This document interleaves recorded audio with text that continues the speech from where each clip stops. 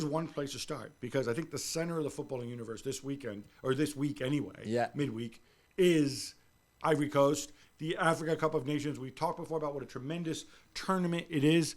We have the semifinals. No spoilers. Ivory Coast are through. They beat the Democratic Republic of Congo. That's right. But we got to start with the other one. Nigeria against South Africa because we've got Colin Udoh with us. Colin, I think it's fair to say a lot of people didn't have Nigeria as the top 2 or 3 favorites in this tournament. And then it seemed like belief just grew. And then you play South Africa, I thought, who weren't expected to be that far, to go that far at all. And I thought you wiped the floor with them, took the lead, everything's easy. And then everything changes, they equalize, and they make you sweat all the way to the penalties. Yeah? That a fair assessment? Yeah, really. Oh my goodness, sweating a lot. But here's the thing. So I had Nigeria getting all the way to the final when I did my ESPN FC bracket, and I had my friend Dave Udoh laughing at me when I did that. But now, hey, who's in the final? It's Nigeria. Now, but before the tournament, when I think just before the tournament, Nigeria had a thing where they launched this "Let's Do It Again" campaign, saying that they were going there to win a 4th. I gotta confess, I was in Nigeria at the time when that mantra was launched by the Minister of Sports, and trust me, at the time I did not believe it, mainly because of the way the team had been performing in the build-up to the tournament, the friendly games, the qualifying matches where they drew against Lesotho and Zimbabwe. So, I mean, forgive me if I didn't believe. But as soon as they got to the tournament, I've always said this. When it comes to AFCON, Nigeria are a tournament team. They are the only team that have made it all the way to 16 now, counting this one, out of 19 times they've been at the AFCON. No other team has that number. And so once they got there, I thought, well, this is it. And then, of course, we've seen how it is. And South Africa, everybody keeps saying, oh, it's such a big rivalry in Nigeria. It is not a rivalry. You can't be a proper rival if you only 33 years. I mean, who even calls that a rivalry? But yeah, you're right, Gabe. We took the lead, looked like we were coasting. Unfortunately, I mean, credit to them, they played with bravery, they played with panache.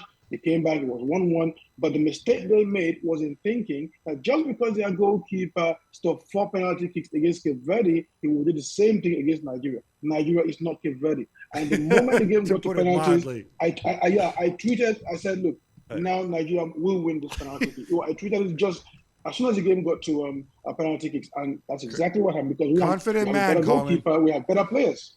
How do you feel about the final? Because Ivory Coast haven't been great at all, but it looked like everything clicked against Congo. It was maybe the best performance of the tournament for them, and obviously they will be at home in that incredible atmosphere. Would you still have Nigeria favorite? You can't kill a ghost, Colin. You cannot kill a ghost. They're already dead. Exactly. They're already dead. So how much deader can they get? But yes, I mean, look, it's an incredible story for Cote d'Ivoire. They were in the same group with Nigeria. They lost they lost 2 games. And then in fact, like, I can't remember any team that loses 2 games in a tournament and still make it all the way to the final. But Cote d'Ivoire did. And that's the remarkable story. And it's not just remarkable, it's incredible. I mean, when they lost those games and it looked like they were going out, we had fans out on the streets, rampaging, destroying things. Even the team boss, they fired their coach. They were looking for a new coach. They were even trying to get Renard on loan from the French women's national team. And the FFM said, nope, we're not giving him to you. And so they get an interim coach. And all of a sudden, I mean, they're back. They get into the team from the back door as best third place, one of the best third place finisher. They get a new momentum, riding this wave, and they've taken that all the way to the final. And I did call DRC to get to the semifinal, but I thought that it would be either them or Mali getting to the final. So I still have a bit of something to be proud about in that case. I just did not see Cote d'Ivoire getting to the final. But having got there and riding the momentum of this second life, so to speak, and also having the fans behind it, it's going to be a tough game. But I do think that Nigeria might edge it. Yeah, of course you were going to predict Nigeria in the final. We're going to doubt that. Listen, Jules, Ivory Coast has been a tremendous story. All the stuff with, is it Jean-Louis or Jean-Claude Jean-Louis Gasset. Gasset? Now we have it right, yeah? Yeah. I do feel, though, that it was also something about this is one of the most talented teams in the tournament that were underachieving. Once they could right the ship, I don't know how Faye has done it. It's been remarkable. Yeah. But they were going to be good, and they did come good in that game. Well, let's go back to Nigeria and that win in the semi-final. But also, Colin, more globally about the tournament, because at the start, we talked a lot about the attacking power, of course, that they have. When you have Osimhen and Lookman and Murphy, and even if Boniface is injured and not there, the talent that they have going forward was always incredible. However, they are in the final because they've been the best defensively. Were you surprised by how good they've been defensively through this tournament? They've only conceded 2 goals. They've had 4 clean sheets in a row at some point as well. Or did you know they were that good defensively too? No. On that one, I hold my hands up. I did not expect that. I mean, if you look at the captain, William Troost-Ekong, who's been the main anchor of the defense, he hasn't played for Nigeria since November of 2022. And when I spoke to him, I think it was last week for an ESPN interview, he told me that at some point last year, just I think around November-ish, he was actually considering retiring from international football because of the snub he was getting from selectors. But he said he thought about it, he considered it, and then he spoke to the coach and was like, you know what, I wasn't sure I was even coming to the AFCON, but then I spoke to the coach and here I am. And he's been the linchpin of that defense. But here's the thing, Nigeria has played different combinations of centre-backs. And I mean, it's always been shaky at the back. It's the front line that has carried the team more or less on his shoulder. But Jose Peseiro has sort of, I think he's figured it out. Nigeria historically, and you'll know this, Gab Juls, you'll know it also. Historically, Nigeria have been built on attacking prowess, even if we don't have the attackers. But you hear people in Nigeria talking about, wing play, the swashbuckling attackers who must attack.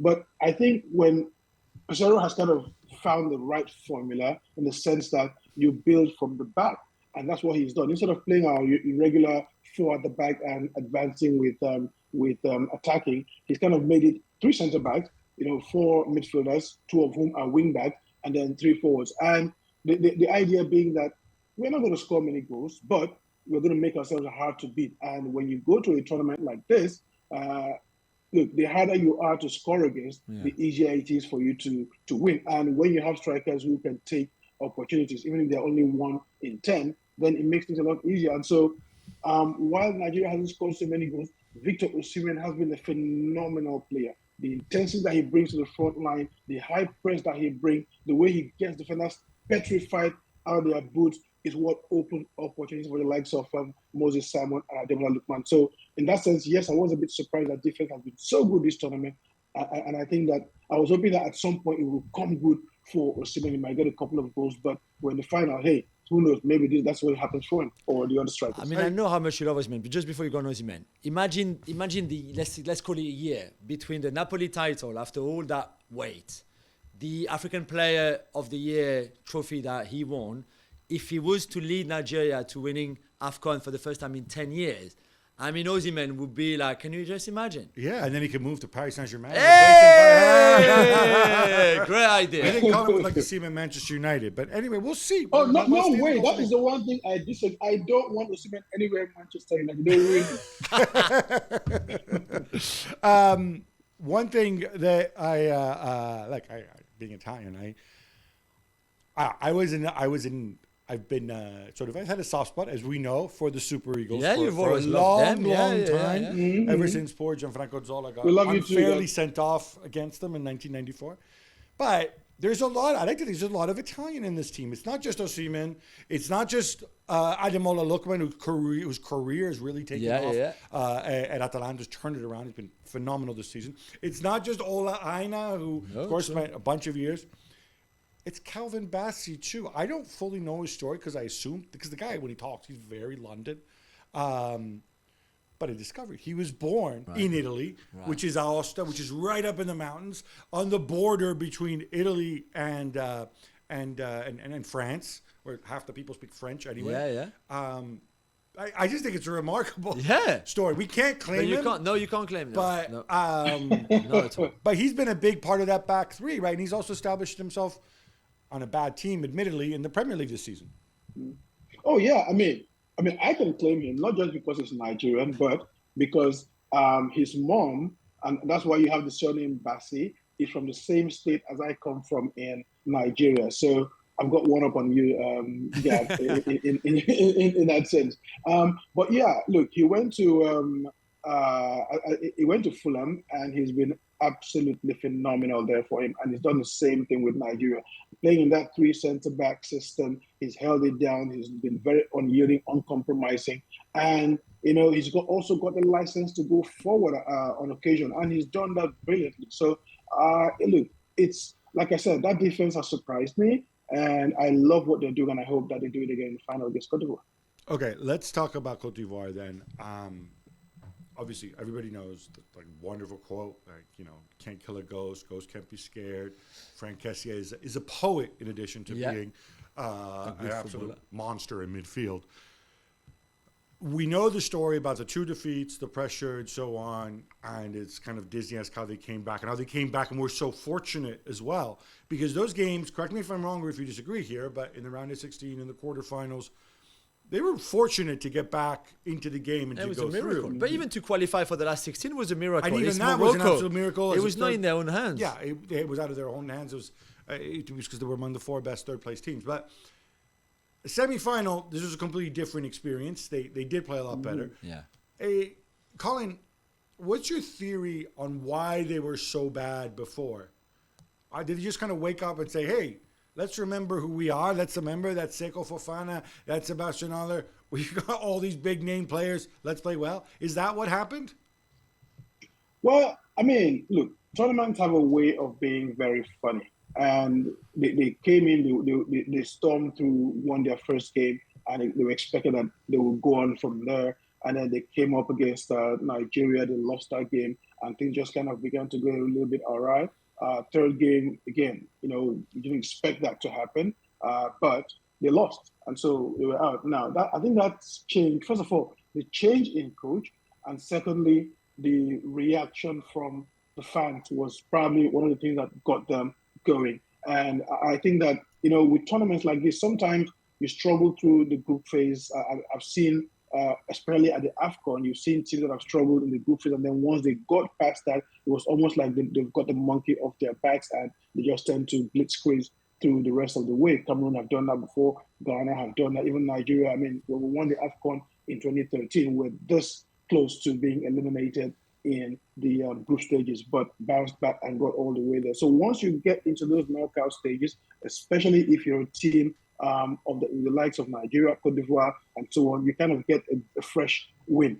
And I also think that because they now had a local coach who understood the players, he sort of, breathed new life into them. And even critically, he brought back the experienced Max Grader.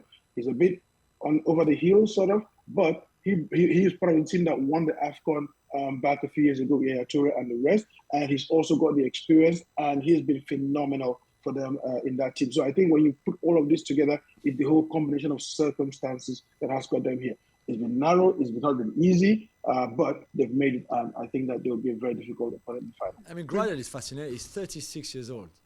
36. Exactly. And and if you look at it, he provided the cross that led to Sebastian Heller's goal, and it was the kind of cross that you probably wouldn't see before under the previous manager, or maybe if things hadn't gone so bad. But he was determined to get to the ball. He was determined to make that cross, and he made it. And Heller was in the right place, right time, and what a spectacular goal. Yeah, and to be fair, Haller could have had a hat-trick, and it's good to see him starting because he was not a starter at the start of the tournament. And after everything that happened to him, again, for dual national, because Haller is French and Ivorian, like MS Faye too. I've got a really good fact about MS Faye, by the way, completely pointless, but good. I would keep it for a bit later. But the thing about Gradel is 36, and I think, and I'm sure Colin will back me up on this, you win AFCON with a lot of experience. Jeremy Boga is certainly a better player right now than Gradel. He's much younger, he's much fitter, he's much quicker. He's a lot of things that Gradel was 10 years ago. He's much more technical as well. Yeah. But he doesn't have that experience. Like Colin said, only Aurier and Gradel were there in 2015 when Ivory Coast last won AFCON. And this is this is precious. And Boga is great, and I'm sure he will learn a lot from his opinion, but he doesn't have that kind of experience. He doesn't have the know-how. He hasn't been there before, especially when the pressure is there because you play on home soil. And I think this is also the key, and what I think what Faye has done really, really well is that he also put a lot of his faith in those guys. Casey came back, had a monstrous semi-final when he lost his place in the team before. There's a lot of factors that I think I've played a fight. My fact about MS is half French, half Ivorian, has the two passports, like a lot of those players. He actually played against Nigeria with the French under-17 team back in 2001 in the under-17 World Cup final that France won against Nigeria 1-0. Colin was a very young reporter at the time. I was a very young, not yet reporter. But it's funny that MS Faye now, in what is the maybe next biggest game in his life, as a coach Another now, shot against Nigeria. will face Nigeria, this time with Ivory Coast, not with France.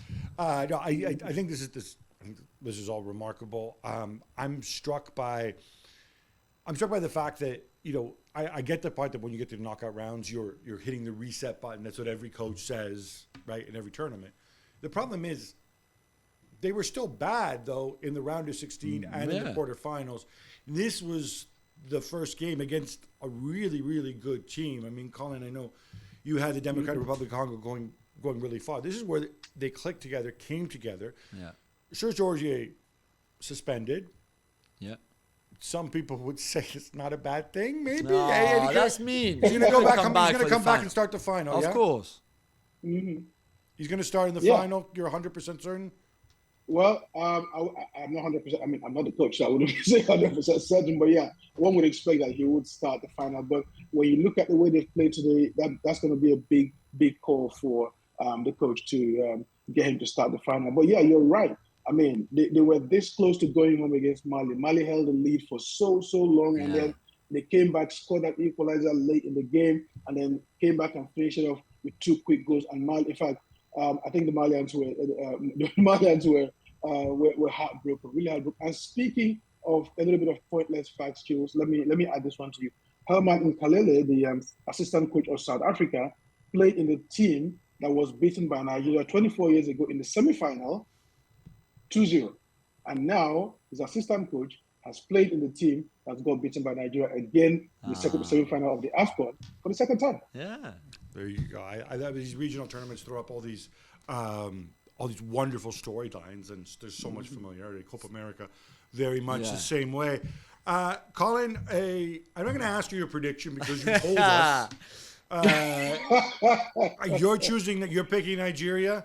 I have to pick Nigeria. Jules, you're going to pick Cote d'Ivoire because they're more Frenchy than... Probably. I would say that Nigeria are a better team right now. There's just no doubt in everything that we've just mentioned, all the analysis that Colin has done, structurally, collectively, individually.